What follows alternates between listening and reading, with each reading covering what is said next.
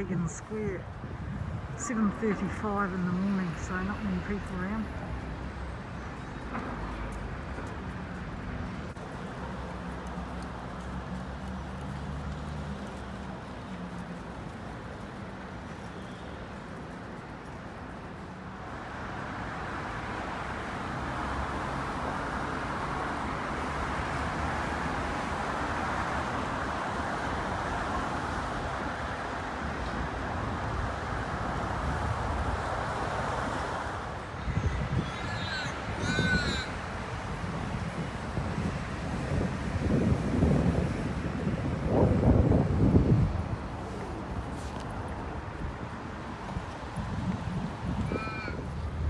Scavenging.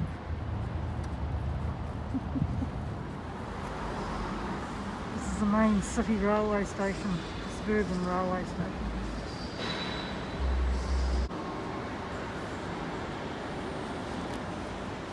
This is interesting. What is this?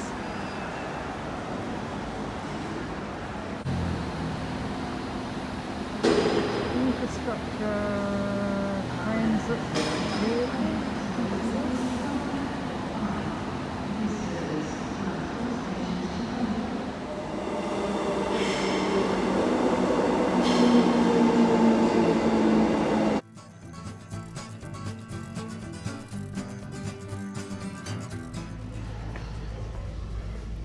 Well, today I'm on a bus trip that's going to take us to a camel farm and Toodyay, which is a little country town, and a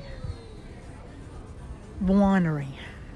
So we have stopped at Whiteman Park for morning tea. It's quite a nice little place, little village or park. I'm going to come back out here one day and do a bit more videoing, but this is just a quick look at it.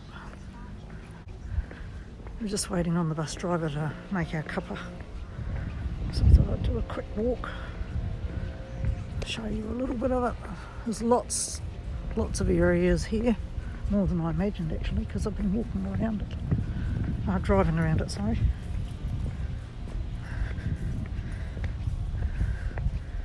I have to wear these masks again for another week apparently. So this is a location map. Can't see. There's a museum here, car museum, which I'm going to come out and video. So it's quite a big area.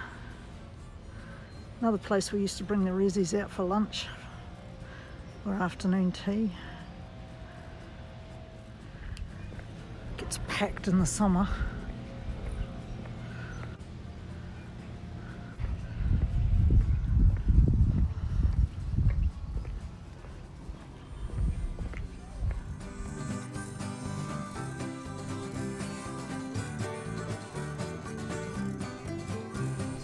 Sunlight. This is where we were going to come. The other trees are already starting to come back, aren't they?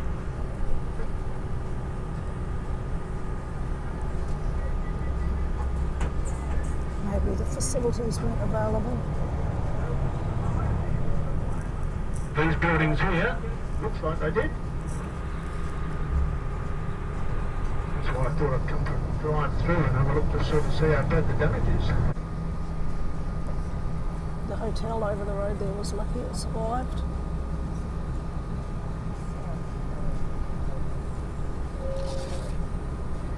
This is where there was about 90 homes lost in this big fire. This is the Noble Falls here. Yeah, it looks like they were very lucky, by the looks like.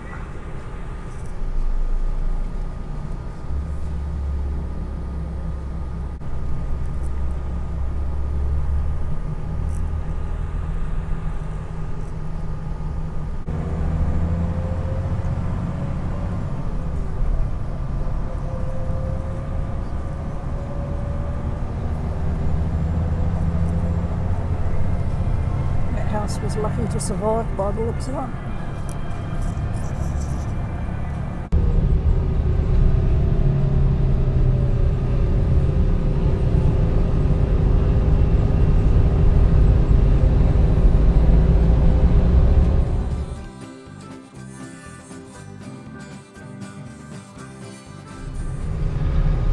see these white signs on the fence line around here?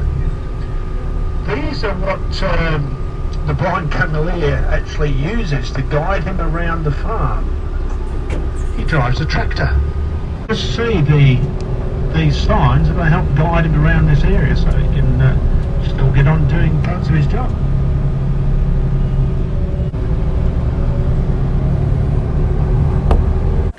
We're at the camel farm. This guy that runs it, he's nearly blind, virtually. So he runs this camel farm with his blind dog, and those white things around the farm, he uses them as guides.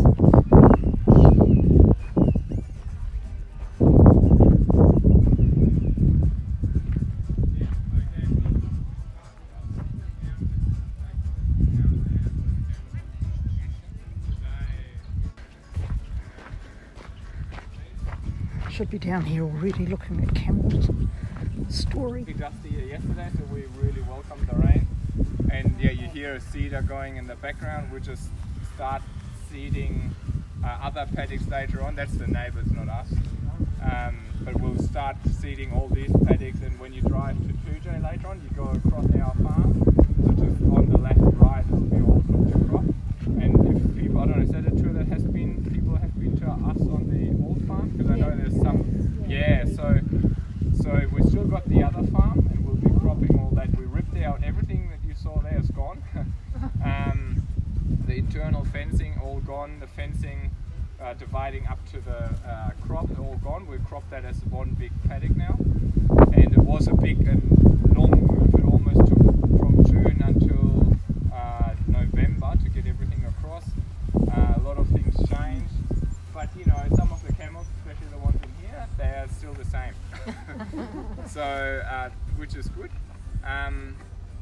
Yeah, so that's our new place where we're hopefully gonna stay forever. I don't want to. It was such a big exercise. I don't want to move. Yeah, and if you come a bit later in winter, it'll be actually really green. I mean, you know, that time of the year is really just, yeah. We didn't really have much rain, so it's just it'll get quite green in 2 months or so. So yeah, I don't want to repeat myself. If you look at them, they're also well adapted to hot, dry environments, and that's why Australia got the largest and healthiest wild camel population. So if you look at under their chest, I can actually stay there. So if you look under their chest here, they've got what we call the fish foot. So it's actually like when they sit down, they actually sit on everything and hover basically over the hot sand. Then the hump is the fat storage. So these were actually all our lean camels. They're getting quite good now. That's why they're in here, so they have unlimited amount of food. Angie, she's one of our first milking camels we got from the bush.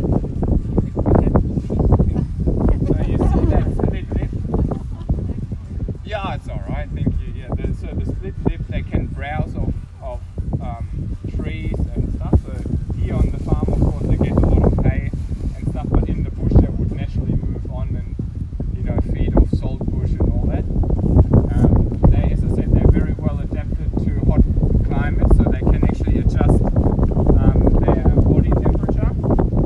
So they can, you know, from 34 to 40 degrees, and then they really start sweating.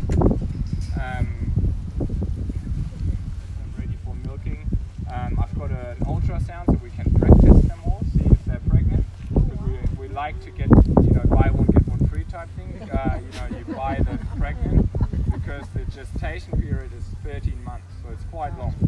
Yeah, I don't know how many of you guys had kids, but if you after 9 months, if you had enough, you know, they still have another 4 to go. So, well, yeah, that's pretty much the background why we're doing all this with the camels, to really start, you know, tapping into some opportunity there. And there's other people, and luckily I was interviewed by the Aspirin Goldfield Commission to build up a sustainable camel industry.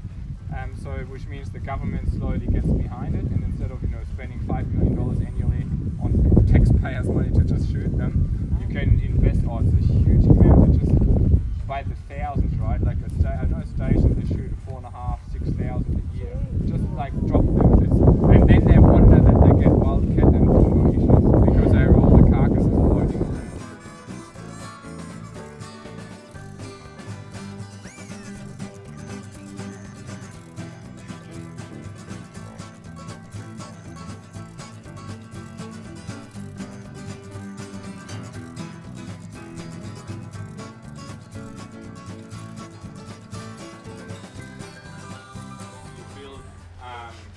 A system, a big shed, and run your cows back and forth to the shed twice a day or whatever, and then you're actually moving them for quite some distances, and as a consequence, usually bigger farms almost feedlot their cows around the dairy because you don't want to run them in 2 kilometers and then back out again. It's a lot of time, and they waste a lot of energy that you could get into your milk. So we sort of rethought that whole process, and it's also not very ethical and very sustainable as well, because you create a hotspot where you've got your dairy, all the effluents, everything is in one spot, and we really thought about how can we do that differently, and came up with that thing here. So it's not entirely our invention, so we're not reinventing the wheel. So this is a mobile dairy. And it used to be the way how they milked in Europe a lot, 70 odd years ago. But the way it's set up, usually you park that mobile shed somewhere in the pasture, milk your cows, come with that back trailer that has all the vacuum technology and like the pump and the milk tank and stuff, and then you take that trailer back to the farm and move this thing every other week or whatever. When you move your herd. So that's or when they used to milk them in the Alps, up in the high country, they used to have systems like that. So we took that system and re-innovated it and made it suited for camels, so which is higher roof, longer spaces, everything bigger. And we've made it stronger, so it's actually a truly mobile system. And that's what you see. So that back trailer is obviously connected to this front thing, to the milking parlour. And we can hydraulically, so we put a tractor up the front there, and the tractor has a little PTO-driven generator, so the tractor actually powers the whole system, and we can hydraulically lift the whole thing up and take it out to the cows rather than taking the cows back in. So what it does it's like really decentralizing the whole operation. You're not having a hotspot. You spread out the you're spreading it out, and also and thereby making it a bit more sustainable, and we believe also ethical, because the camels, they love to be out in the pasture, and that's where they are 100% of the time, because we never have to bring them back into yards. Just immediately before milking, we have like a little waiting area, just so we don't have to collect them individually from a paddock. But so we just run them literally in a little gateway, waiting area. The mothers would come in from the front, so these panels here on the side, they can fold out on all 4 corners, and they would plug up the laneway.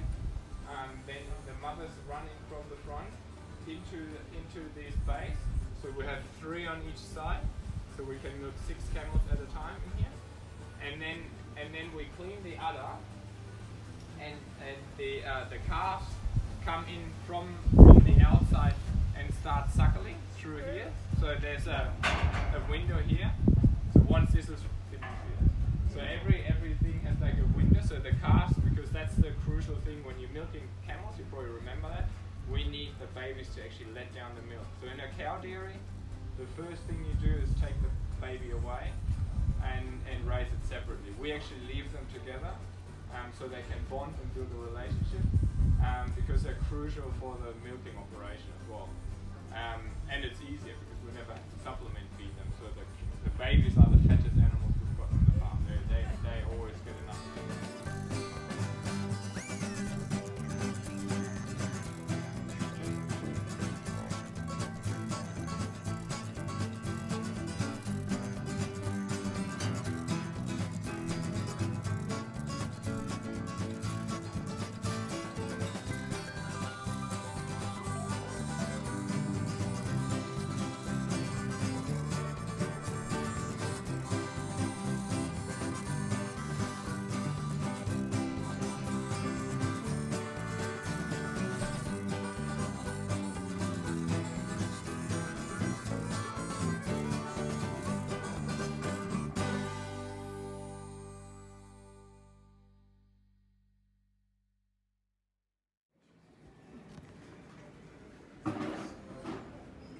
This is the Christmas shop at Toodyay.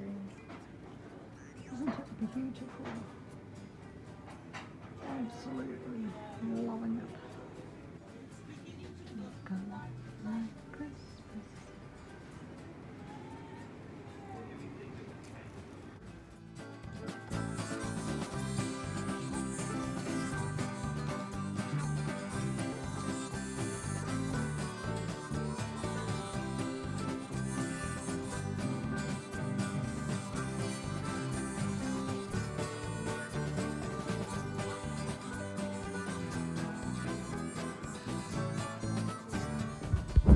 So this is the town of Toodyay. It used to be called Newcastle, but we already have a Newcastle in New South Wales, so the name got changed.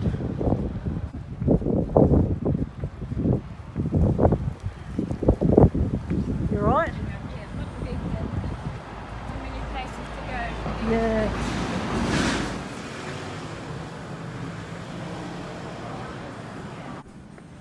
This is the Coca-Cola shop. You can buy meals in there as well. But in the meantime, I'm going to find somewhere to eat my lunch.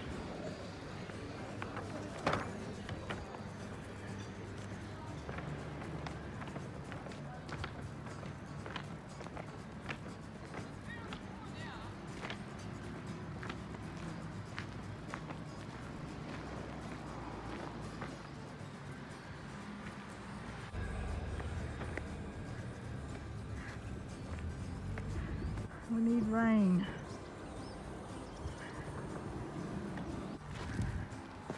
It's really hard on the feet, look. Making sure I don't trip on, slip on something. Here we are, we have a little trickle of water going through there. It's underneath the bridge. Now this is called the Newcastle Bridge because this town was originally called Newcastle, as I said earlier. Oh, finally we get the sun out of it. Nice reflections and the little bit of water there is. And that would be the original bridge, the ruins of.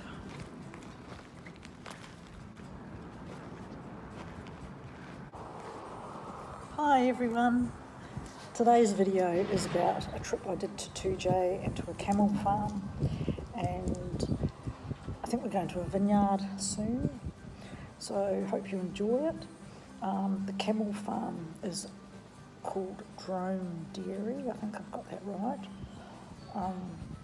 And they're open the first Saturday of every month from 11 till 3.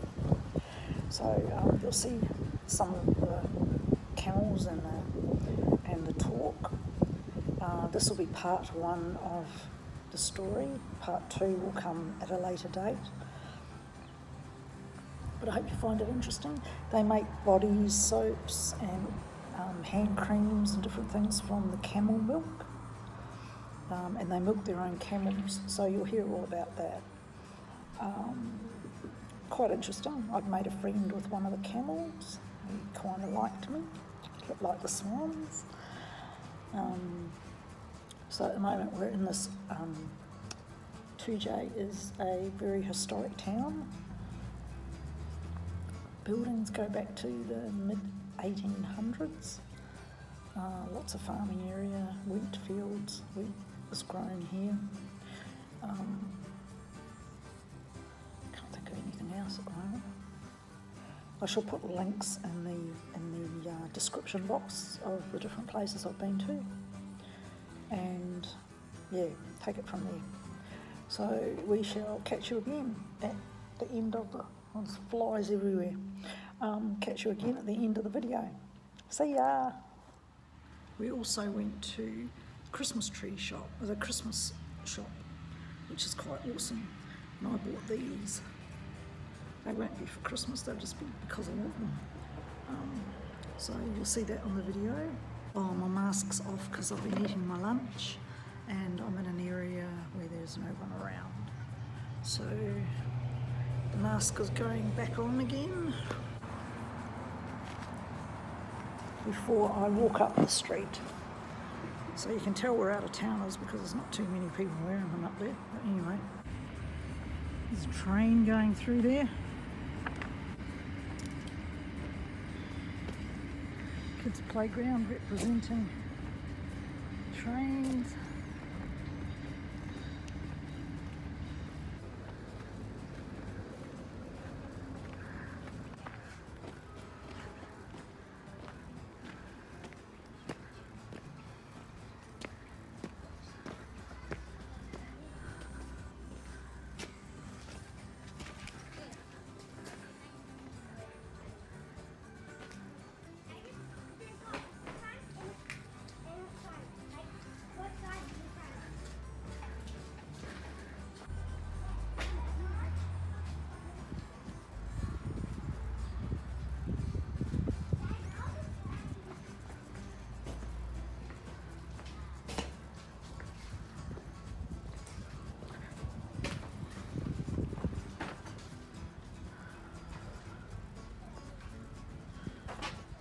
(1888), this line was officially opened.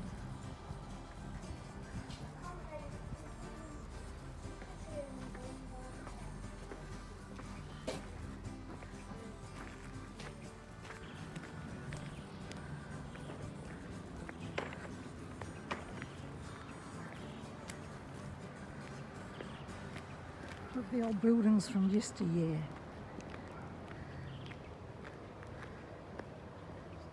Originally the Monger's Cottage and Tooday's first bank, built in 1870, so that was a bank originally.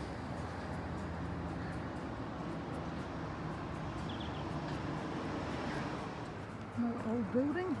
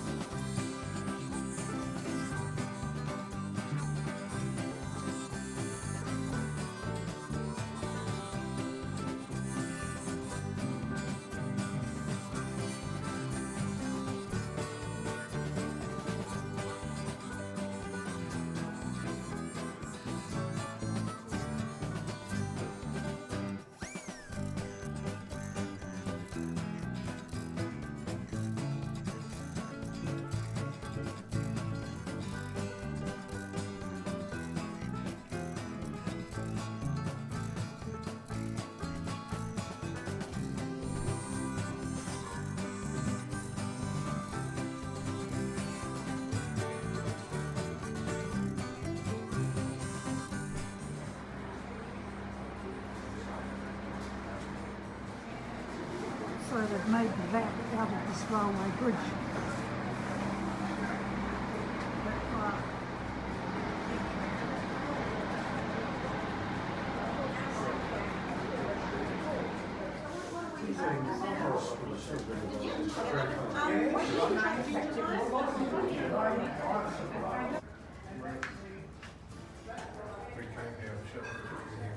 God, plastic's a booze, doesn't it?